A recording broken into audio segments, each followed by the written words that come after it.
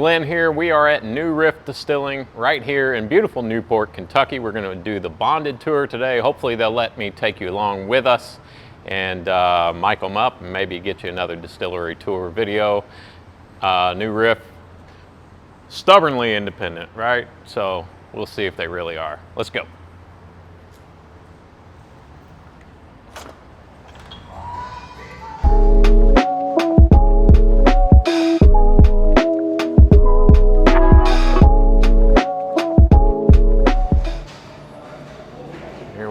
Inside the gift shop.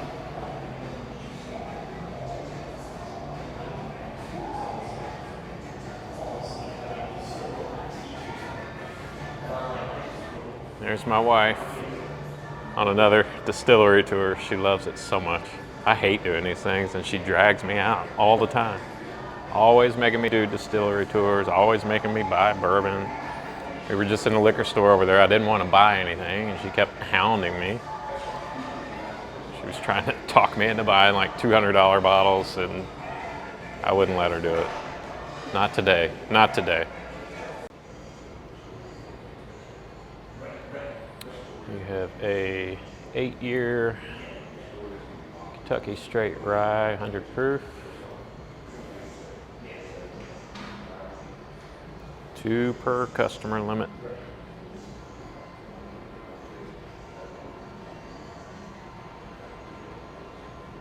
Not sure what the price is. I think you get a discount after the tour.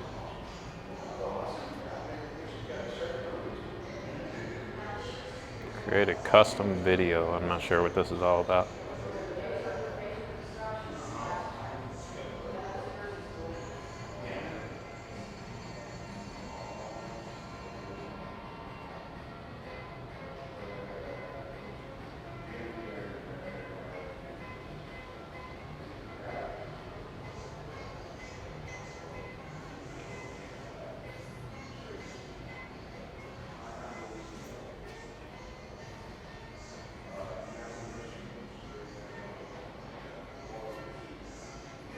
Got a ton of their 8-year rye. Ooh, a single malt back there. Okay, we've got a New Riff malted rye, 6-year-old. The sour mash single malt. I haven't seen this before, so this is going to be tempting. It's a cask strength. 113.8 proof, 7 years old. Yep. Probably gonna have to take one of those home. Don't know what this is. Silver Grove straight rye whiskey, barrel proof. Interesting.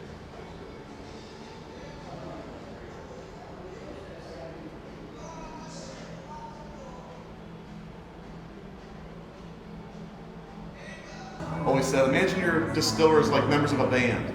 And every time they play that song, they might play it a little bit different. They might add a new riff to the melody, a new verse to the story. So we're not afraid to push the envelope, try some new stuff every now and then. But we're always going to uphold the oldest, highest standards when it comes to making our whiskey, and that pertains to the bottled and bond laws of 1897. No story about New Riff is complete if I don't mention that great big liquor store that sits behind us, the Party Source. That's where Ken Lewis built his liquor store 30 years ago, making it the largest and one of the most successful liquor stores in the United States. Because he was selling more than bourbon, beers, wines, specialty foods from around the world, made it a destination to buy your liquor at the Party Source, and he was very successful with that. The head buyer of the bourbons at the Party Source, a man named Jay Ayersman, and Ken would talk all the time about the history of bourbon. Jay's a home brewer. And their conversations usually ended up with the same kind of conclusion. Why aren't we making whiskey any longer right here in northern Kentucky? Back in the 1800s, there were 9 distilleries right here in the downtown Cincinnati area, but all lost to Prohibition. And Ken said, you know, we really should bring distilling back to Newport, Kentucky, to northern Kentucky. He also knew to spearhead that whole campaign, he's got one big problem. Old Kentucky law says you can't make the whiskey and sell the whiskey. Therefore, for him to build the distillery right here, he had to sell the Party Source. but what's neat, he sold it all to his employees. It's an employee-owned business now. So with this business sold off to a staff, they could go forward and build the distillery right here. And then several things came together that said, yes, you're gonna make some really good whiskey right here. There's too many coincidences. The first being water. We use a lot of water to make the whiskeys here at New Riff. And we could tap right into the Ohio River. It's right across the street. But there was always a hope of maybe a better source of water. And when they laid out the site plan for this building, look at the old maps, they said there's potentially water underground. So Ken hit a well company coming at 110 feet below the surface. They hit a natural alluvial aquifer. Mineral-rich water coming off the hills to our south, filtering through limestone going north towards the Ohio River. Well, they had the water tested 4 times the mineral content of average tap water, 7.0 neutral pH. It's always 58 degrees coming out of the ground. It's the perfect ingredient to make some really good whiskeys, and it's gonna make the whiskeys here at New Riff slightly unique because we're drawing upon that well water right below this building. All right, we're gonna taste some bourbon right here. I've got a pour right behind this door, I'll be right back. But not all whiskeys are bourbons. What turns your whiskey into a bourbon? The grains you're using. It's called the mash bill, your grain recipe. For bourbon, it has to be at least 51% corn. The mash bill here at New Riff, 65% corn, 30% rye, and 5% malted barley. Bourbon is a pure spirit. The only thing you can add to the grains while they're fermenting, to the barrel while it's aging, is water. All the flavor, all the color is natural, coming from the grains you're using and the barrels it's aging in. Bourbon has to go into a new charred oak container every time. You can't reuse a barrel when you're making bourbon. Our bottle says Kentucky. We love it when they say Kentucky, the birthplace of bourbon. But by federal law, bourbon is the American spirit. It can be made in any of the US 50 states. If you do put Kentucky on the label, it has to age at least 1 year in the state of Kentucky. Now at the bottom of our bottle below our logo, it says bottled in bond. That's a higher standard. That means everything in that bottle comes from one distillery. You can't blend the whiskey from several distilleries when you're making a bottled in bond whiskey. It's all coming from the same distillery. It's all made in the same distilling season. There's 2 distilling seasons each year, spring and fall. Everything made between January and June is spring, July to December is fall. So all from the same distillery, all from the same distilling season. Now it's a higher standard, at least 4 years old for bottled in bond, and always cut to exactly 100 proof, 50% alcohol. Those are the higher standards making these bottled in bond whiskeys. It's pretty tasty too. We're gonna start out by going right into barreling. It's right back here, so feel free to grab some more water, take lots of photographs if you like, and we'll check out barreling first. We're going to barreling right this way.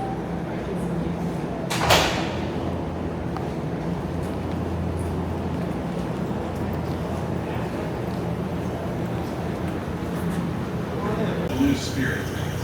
That's where the fresh spirit, right off the still, is being stored until someone working here barreling rolls one of these barrels up underneath one of the filling stations. It takes about 10 minutes to fill up a 53-gallon barrel with that new make of whiskey.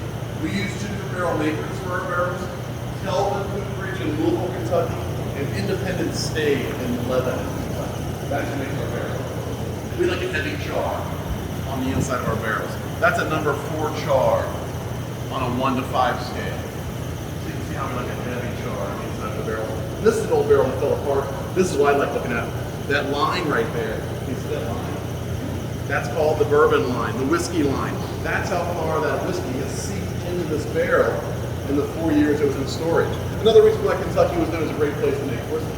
Cold summers, hot summers, cold winters, you want that change in temperature. The more often the better. Because when it gets hot, it's sucking that whiskey into the wood of the barrel. When it's cold, it's getting pushed back into the barrel, filtering through that layer of char each time, and picking up all those nice warm flavors coming from the wood of the barrel. Now, that bourbon we just tasted out there in the gift shop, that was probably the result of 25 barrels. They taste every barrel after 4 years. How's it maturing? What the flavor tastes like? They said, okay, these are our standard flavors. We're going to blend all 25 of these barrels together to make our standard bourbon. When they tasted this barrel here, they said, this barrel's a little bit different. We're going to save this barrel for a single bottling of that one barrel, a single barrel bourbon. Now, this is not bottled in bond for one reason. We didn't bring it down to 100 proof. This is barrel strength at 116, so it's 6% higher alcohol, 8% higher alcohol than the previous one. So 116, 4 years old, single barrel, Kentucky straight bourbon. And let's see if we can find some of the flavors that make this test, there's no quiz. Everybody's palate, everybody's tasting notes are slightly unique. Thank you. So the flavors you get are the flavors you get. There's no wrong answer. Vanilla, sure.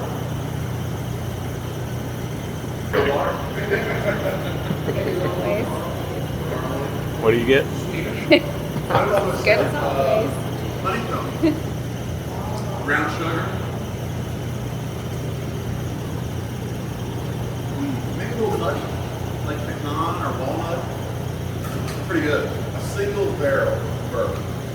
Remember, not brought down to 100 proof, so not bottle bond. Barrel straight, 116. Pretty good. Now, in the very beginning, when they first formed New Riff, nobody had ever made whiskey before, which seems crazy. But remember Ken Lewis, the owner, the founder, he owned a big liquor store. He sold a lot of bourbon, never made any bourbon. But he had a lot of contacts in the industry. What was really important? A gentleman named Larry Eversole. Larry Eversole is a master blender, a master distiller. He ran the old Seagram's distillery in Lawrenceburg, Indiana for over 20 years. And Ken said, we've got to get that Larry Eversole. And pick his brain, learn some things from him. And someone building a new distillery right here. Somebody look him up. Where does he live? Ironically, he lives right here in northern Kentucky. I got into a meeting and said, Larry, we're going to build a brand new distillery. But we need some help, some ideas. And Larry's advice to Ken was, why don't you consider hiring a brewer as your head distiller? He said you could hire a great guy or a great girl from central Kentucky, make some great whiskey. But the problem is, if you were to take somebody away from Woodford Reserve or Maker's Mark or Jim Beam, people were going to say, okay, now what's going on up there in northern Kentucky? Is that Evan Hill's little brother, Maker's Mark's, northern outpost? Is it the same mash bill? Are they really doing things different? So Larry told Ken, consider hiring a brewer because brewers love the chemistry involved in all this. Brewers love fermentation. When you're making beer, it's usually closed fermentation. We go upstairs, Christy, it's all open fermentation. That's called the Kentucky regimen. Open fermentation, so that the wild yeast and microflora in the air is all part of your mash, making each distillery site slightly unique. So Larry told Ken, if you hire a brewer, I'll teach them the Kentucky regimen. Open fermentation, sour mash in your cook, traditional copper column still, all very Kentucky.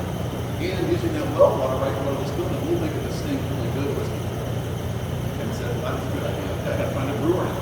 Well, you didn't look very far. I found a guy right across the river, downtown Cincinnati, a place you probably heard of, Sam Adams. Jim Cook, the founder of Sam Adams, the Boston Beer Company, is not from Boston. He's from Cincinnati. And the largest brewery in their chain right now is the old beautiful Shaling Brewery on Central Parkway in downtown Cincinnati. That's where they found Brian Springs. 15 years as a brewer. Worked at a place called the Barrel House, a small brewery here in Cincinnati, and then at Sam Adams.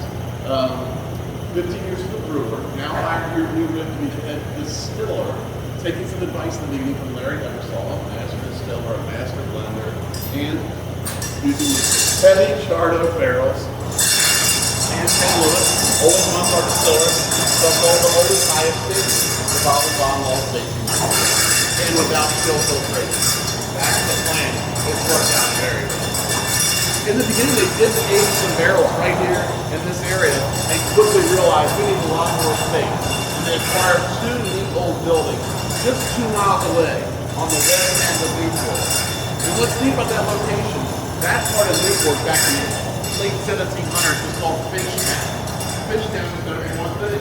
An old distillery was there. The old 76 distillery survived the Civil War, 2 fires, but not Prohibition. 1920 that was the end. So it's neat that we returned the Asian whiskey back to that location, keeping that history of whiskey making alive in that part of town. And the buildings we're in are the really old Green Line trolley barn buildings. The Green Line was the trolley service here in northern Kentucky before the modern buses. So we rescued these old buildings built in the 1890s that were vacant for probably 30 years. And big enough we could pull a trolley into them at the end of the day. Now they can trust the stacked barrels, 3, 4, 5 rack size. It's great. All right, let's go find some more whiskey. It's right out here to our left.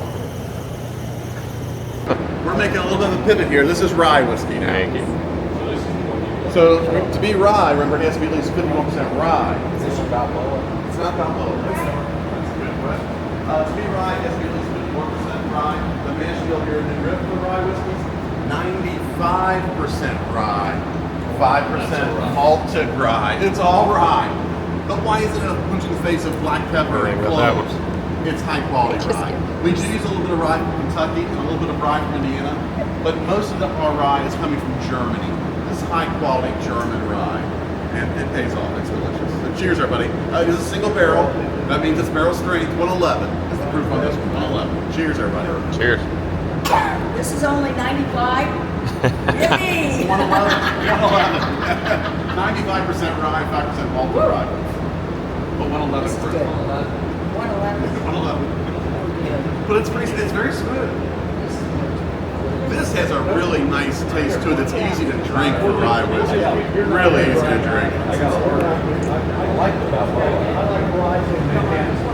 Balboa is a rye we make from Indiana and it's delicious. This is the German rye. Balboa, which is grown in Indiana. By our corn farmer. This is not the 8-year rye, right? No, this is. But it's easy to drink. Some great flavors here. A little bit of lemon in the background, some citrus way back in the background, maybe some dried cherries, and then you got that cinnamon, a little bit of spice from the rye. Pretty tasty though. Since we're standing right here, I'll point some things that are going out on right here.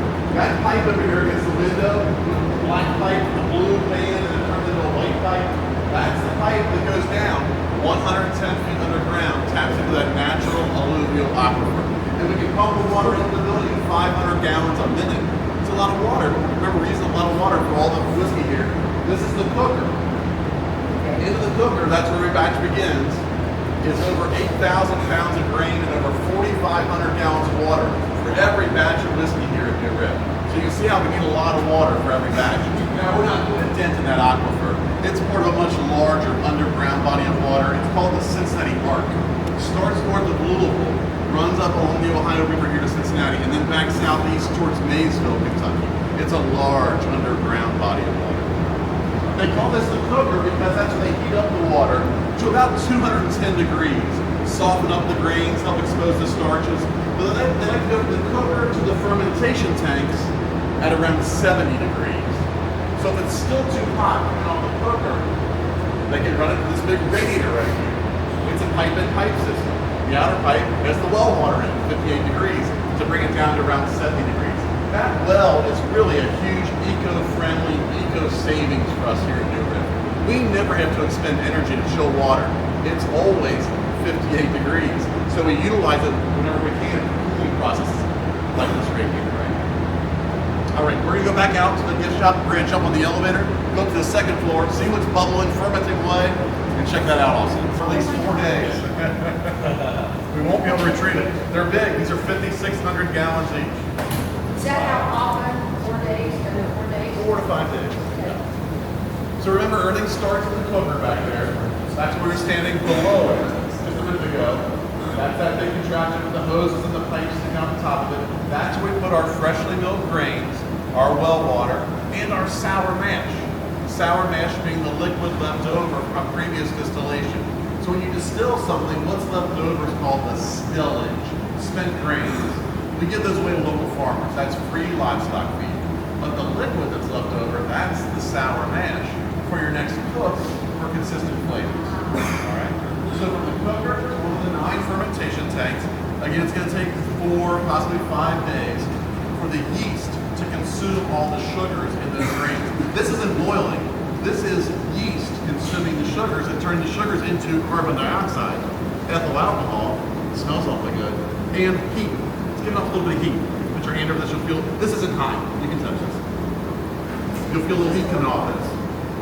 Because of that, it's generating heat. We do have to monitor the temperature of all of these tanks. At 90 degrees, you can develop some off-flavored alcohols and you can kill your yeast. We want our yeast to be active, consuming all those sugars, turning them into alcohol. So inside of all these tanks, there's a big metal coil. In that coil, we can pump the well water 58 degrees, keep this below 90 degrees, keep that yeast active and working. And if we want to, we can taste it. You want to stick your finger in there for preaching? I bet it tastes really sweet. Well, it's alcohol. It's not Tastes like frosted flakes. Frosted flakes. Try it. Frosted Flakes. Corn, sugar. That's why the cat Real sweet. Yes. Frosted Flakes. Now, after 4 days, you can see how they look a little bit different. They're all the same, but different stages of fermentation. That's probably they've got a day or so on this one here, smaller bubbles. But eventually there'll be no bubbles and almost a film across the top of this, a film of grains. When that finally happens, we're going to move this mash to this big tank right here because it's then called the distiller's beer. It's not beer, but that's the terminology, the distiller's beer. And we're going to move it from one of the fermentation tanks to the beer well. This big tank right here. And it's empty right now, so you see how big these are when they're empty. That means there's nothing ready to be distilled right now. And you can see there's a propeller down there. We're going to churn this up because we're going to send everything, the grains, the liquid, it's all going to go through the still. Now some distilleries simply call this the holding tank. Same idea though. All these fermentation tanks have to make their way to this tank because the beer well, the holding tank, is attached to the still.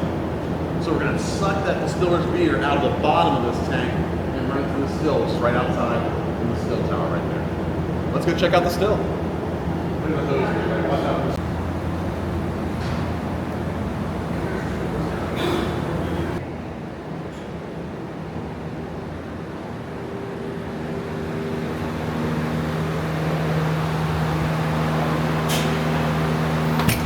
Big still in the middle, that's the copper column still. It's 60 foot tall. Inside of our still, there's 18 copper plates. And those plates have little holes in them. So we're going to take that distiller's beer from the beer well out there. We're going to suck that liquid out of the bottom of that tank, run it to the top of the still so it can cascade down through those plates. And then from the bottom, we're going to shoot up hot steam. Remember, alcohol is a lower boiling point of water.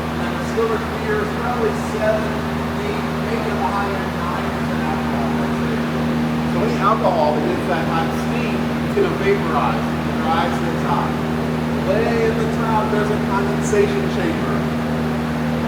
Well, what's surrounding that chamber? The well water, 58 degrees. That hot alcohol vapor is going to hit that cold condensation chamber, condense back into a liquid. That liquid comes down that pipe right here. That big tank over there on the right hand side.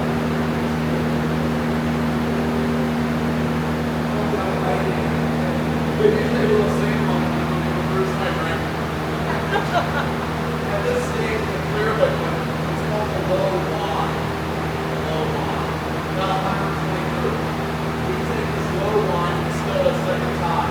That's still down there low on the first one. That's one max. That's called the double. Still. Everyone is up, we're coming back up here, and up this tank on this side. Now it's the high one. Now we're 130, 135. There we go, like low, across the building. And then these speaker tanks we saw down at Maryland.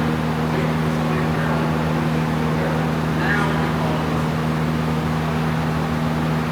This high line is a white dog, white lightning. I was saying I got a lot of my conversations.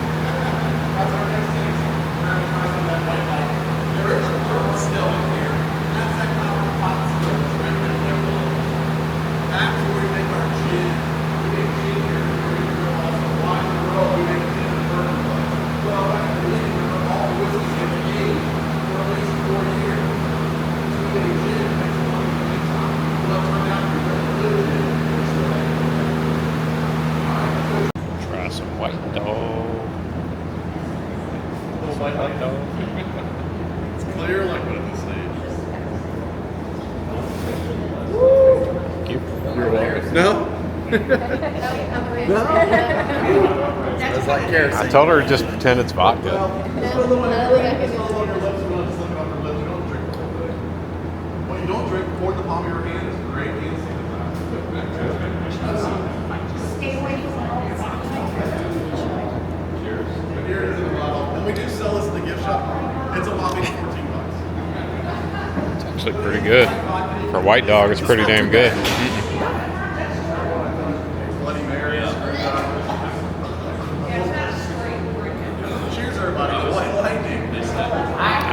actually sipping on this is pretty damn good. This is the root tasting. Every barrel, 4 years.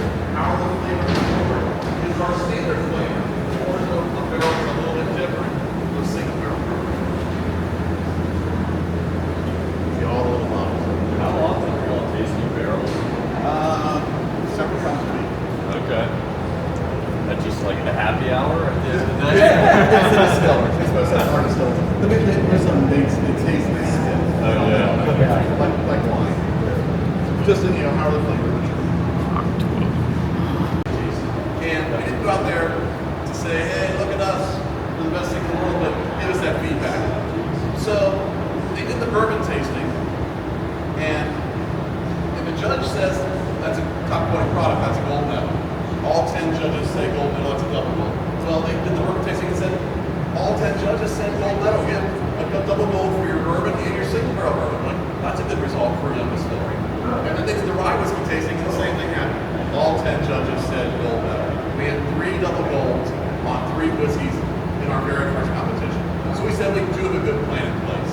A brewer turned distiller, taking advice from a master distiller, adding charred oak barrels, uphold the oldest, highest standards of bottled bond laws in 1897, and without chill filtration.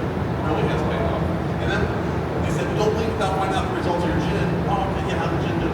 Double golds for gin, 5 double golds on 5 things. Neat results for a young distillery. And just 2 years ago, 2022, we were named Small Distillery of the Year and Rye Whiskey of the Year by the John Barleycorn Society. That's the Whiskey Writers Association. So, neat results for a young distillery doing things the right way. All right, let's make our way to the 3rd floor. We're going to try one more whiskey over there.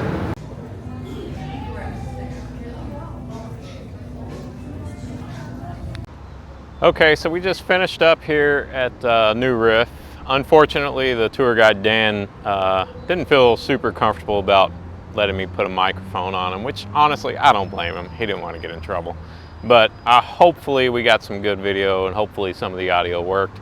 Picked up a couple bottles, the single malt and the 8-year rye. We got to taste the single malt. That was really, really good. Did not get to taste the 8-year rye, but I'm sure it's going to be quite good. Episode coming soon. Thanks for watching. And as always, keep those wallets loose and your bungholes tight. Good night. Peace out.